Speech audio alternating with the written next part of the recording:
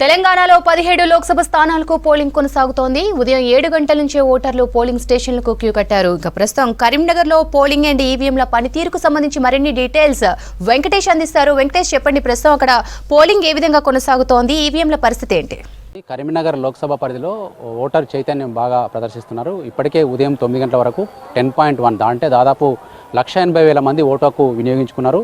అయితే అక్కడక్కడ vote miss అయిందనే ఆరోపణలు వస్తున్నాయి. చాలామంది పేర్లు ఓటర్ జాబితాలో లేవన్న ఆరోపణలు కూడా వస్తున్నాయి. ప్రజెంట్ మనం కరీంనగర్ ఉమెన్స్ డిగ్రీ కాలేజ్ దగ్గర ఉన్న పోలింగ్ కేంద్రం దగ్గర ఇక్కడ కొంతమంది ఓటర్లు వచ్చారు. వాళ్ళు ఫిర్యాదు చేస్తున్నారు, వాళ్ళకి ఓట్లు మిస్ అయినాయని చెప్తున్నారు.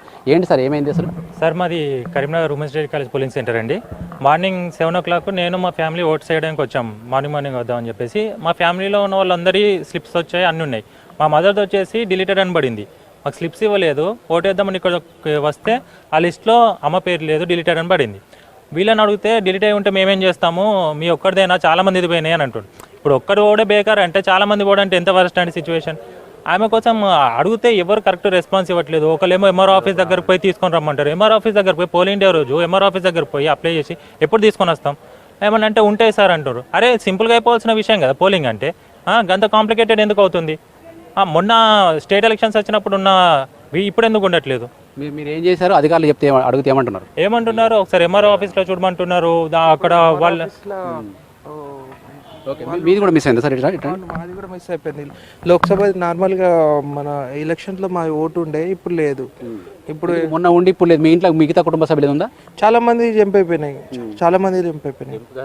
డిలీట్ అయిపోయినాయి, జంప్ అయిపోయినాయి. అది దాంట్లో చూస్తే కూడా కనబడతలేవు. మళ్ళీ ఇక్కడ ఎవరెవరిని అడిగారు? ఇక్కడ అధికారులను అడిగాము, అధికారులు కరెక్ట్ రెస్పాన్స్ కాలేదు. మరో కూడా వచ్చిండు, పోలీస్ స్లిప్ తీసుకొని వచ్చాడు.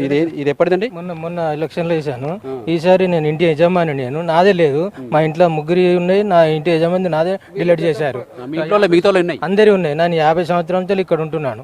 నాదే ఇంటి యజమాని నాదే తీసేశారు, డిలీట్ అనేది. పోయిన ఎలక్షన్లో కూడా ఓటేశాను, ఈసారికి లేదు. అందుకే అడగడానికి వచ్చినాను. ఇప్పుడు ఎవరైనా రెస్పాన్స్ ఇస్తలేరు. లాస్ట్ టైం ఇదే కేంద్రంలో ఇది ఇందులో ఉమెన్స్ కాలేజ్లో వేసాను. 50 సంవత్సరాల నుంచి ఇందులోనే.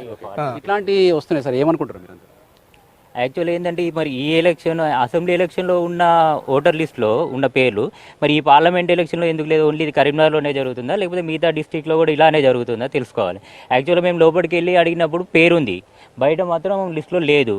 సరే అని తను కాల్ చేస్తే సెక్టార్ ఆఫీసర్ వచ్చాడు. ఇప్పుడు తను 5 వరకు చూసి ఓటు వేయించడానికి ట్రై చేపిస్తా అని చెప్పాడు. సో దాని గురించి వెయిట్ చేస్తున్నాం. ఒకవేళ కాలేదు అంటే ఇంకా తర్వాత ఏం చేయాలని చూద్దాం. అంటే డిలీట్ అయిన పేరుని ఎట్లా యాడ్ చేస్తారట, ఎట్లా వేపిస్తారట ఏమని అడగలేదు మీరు? అడిగితే యాక్చువల్గా ఏమంటున్నారు అంటే అది ప్రాబ్లము మాది కాదు,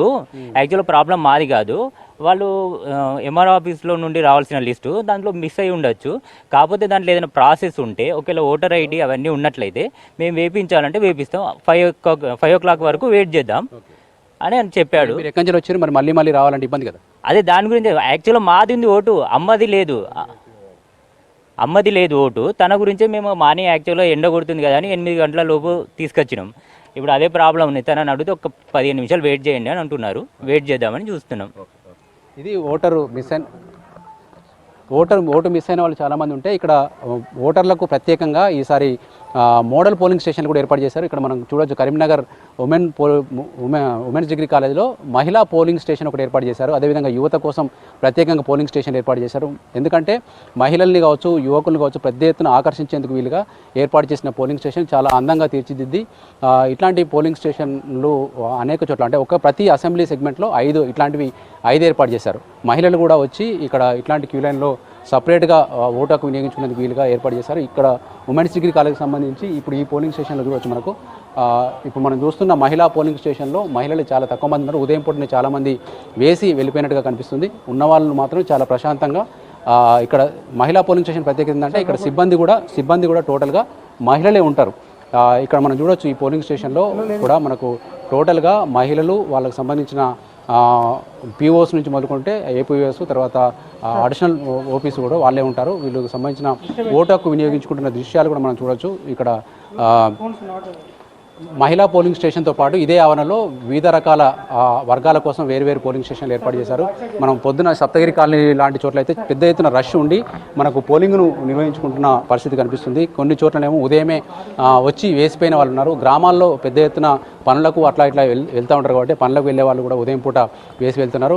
లక్కీగా ఈరోజు వాతావరణం కూడా చాలా చల్లగా ఉండడము, తర్వాత ఎండ పెద్దగా లేకపోవడం వల్ల ఈ పర్సెంటేజ్ పెరుగుతుందని ఆశిస్తున్నారు. అయితే కరీంనగర్ లోక్సభ పరిధిలో ఆల్రెడీ సెగ్మెంట్ వైజ్గా కూడా మనకు పోలింగ్ పర్సెంటేజ్ ఇచ్చారు.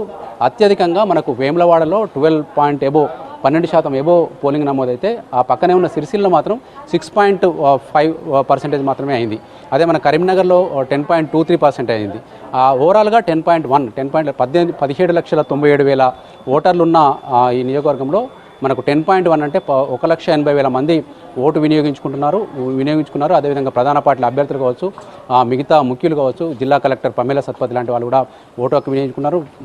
సిపి అభిషేక్ మహంతి ముఖ్యంగా సమస్యాత్మక పోలింగ్ కేంద్రాలు ఎక్కడైతే ఉన్నాయో అక్కడ ప్రత్యేకంగా ఆయన వెళ్ళి అక్కడ పరిస్థితిని పర్యవేక్షిస్తున్నారు. ఓవరాల్గా ఈరోజు మధ్యాహ్నం కొంత ఎండ కనుక వస్తే తగ్గే అవకాశం ఉంది. మళ్ళీ సాయంత్రం 6 గంటల వరకు టైం ఉంది కాబట్టి పెద్ద ఎత్తున పోలింగ్ శాతం అయితే పెరుగుతుందని ఆశిస్తున్నారు శ్రవంతి.